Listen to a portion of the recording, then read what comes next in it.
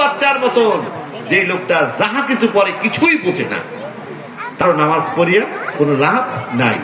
তা আমি আপনাদের মধ্যে বলতে চাই, আজকে হতে আমরা পরিকল্পনা গ্রহণ করলাম, নামাজের মধ্যে যাহা কিছু পড়ি তা বুঝে পড়ার জন্য আমাদের সৌদি আরবে যেতে হবে না, আমাদের মিশর আল আজহার বিশ্ববিদ্যালয়ে যেতে হবে না।